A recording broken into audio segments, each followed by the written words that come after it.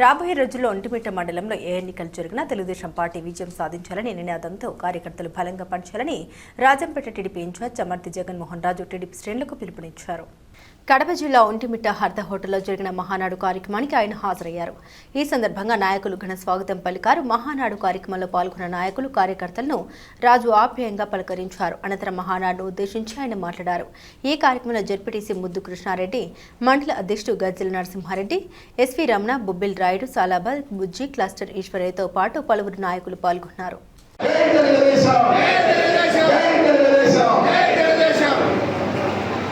Party కష్టకాలంలో ఉన్న, మంచి సమయంలో ఉన్న పార్టీని భుజాల మీద మోసిన తెలుగుదేశం పార్టీ నాయకులకి, కార్యకర్తలందరికీ పాదాభివందనం చేస్తూ,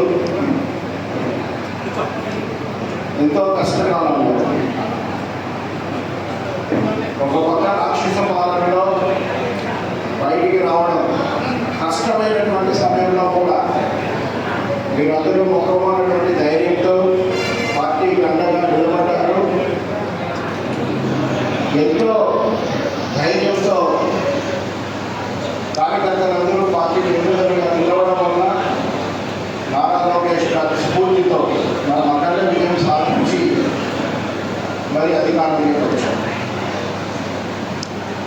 అధికారంలోకి రాకముందు మన నాయకుడు లోకేష్ బాబు గారు బయటికి రావాలంటే భయపడుతున్నటువంటి సమయంలో ఎన్ని అడ్డంకులు సృష్టించినా నిరాశ నిస్పృహలతో మా గేట్ ఎక్కువ అని ఆంధ్రప్రదేశ్ ప్రజలందరూ కూడా ఇబ్బందులు పడుతుంటే ఆ రోజు నేనున్నాను, ఎన్ని కష్టాలైనా దాన్ని పడడానికి మీ తరపున సిద్ధంగా ఉన్నానని చెప్పి రాష్ట్ర వ్యాప్తంగా పాదయాత్ర చేసి ప్రజల్లో భరోసా నింపిన తర్వాత దేశంలో ఎక్కడ లేనటువంటి మెజార్టీని మనం సాధించుకున్నాం.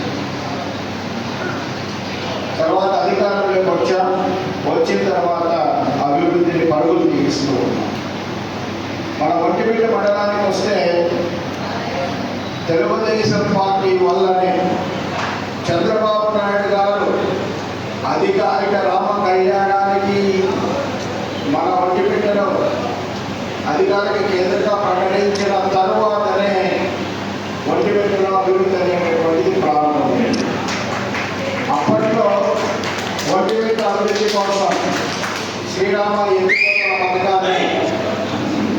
ఎత్తిపోతల పథకానికి నిధులు ఇచ్చి ఒంటిమిట్ట చెరువును సంవత్సరం పాటు నీళ్లతో నింపితే కనుక ఒంటిమిట్ట మండలంలో ఉన్నటువంటి రైతులందరికీ సాగు తాగునీరు అందుబాటులో ఉంటుందని ఎంతో ఉదార స్వభావంతో నిధులిస్తే మన నాయకుడు ఉన్నాడు.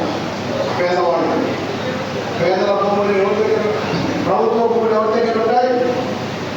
ప్రభుత్వ భూములు ఎవరి దగ్గర ఉంటాయి? పేదల దగ్గరే కదా. మామూలుగా అయితే పేదల దగ్గర ఇవ్వాలి, కానీ మన రాజంపేటలో పేదల భూములు అన్నీ ఎవరి దగ్గర ఉన్నాయి? వైసీపీ నాయకుల దగ్గర.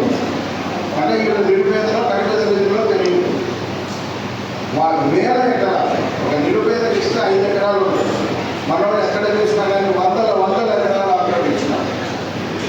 ఇటువంటి పెద్దందారు వ్యవస్థని చెక్ పెట్టాలనేటువంటి ఉద్దేశంతో మనము రాజంపేట నియోజకవర్గంలో నారా లోకేష్ బాబు గారి నాయకత్వంలో చంద్రబాబు యొక్క స్ఫూర్తితో మనం ముందుకెళ్తూ ఉన్నాం.